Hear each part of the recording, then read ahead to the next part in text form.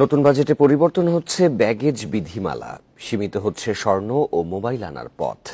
এতদিন শুল্ক ছাড়া দুটি নতুন মোবাইল আনা যেত, এখন শুল্ক দিয়ে একটি মাত্র মোবাইল আনা যাবে।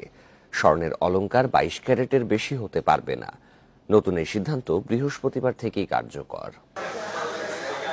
মধ্যপ্রাচ্য সহ বিভিন্ন দেশ থেকে কাস্টম শুল্ক ফাঁকি দিয়ে স্বর্ণ আনার প্রবণতা কমাতে প্রায়ই উদ্যোগ নেয় সরকার। এরই ধারাবাহিকতায় নতুন বাজেটে ব্যাগেজ নীতিমালা পরিবর্তনের প্রস্তাব অর্থমন্ত্রীর। প্রস্তাব অনুযায়ী বিদেশ থেকে আগত একজন যাত্রী পরিদেহ বা অপরিদেহ অবস্থায় সর্বোচ্চ 22 ক্যারেটের 100 গ্রাম স্বর্ণ আনতে পারবেন, রূপা আনতে পারবেন 200 গ্রাম, তবে 24 ক্যারেটের স্বর্ণ গলিয়ে আনতে পারবেন না। এতদিন শুল্ক ছাড়া দুটি ও শুল্ক দিয়ে 6টি মোবাইল আনা যেত, এখন 3টির বেশি মোবাইল আনা যাবে না। শুল্ক দিয়ে একটি মাত্র মোবাইল আনা যাবে। ফোনের জন্য শুল্ক দিতে হবে 25,000 টাকা।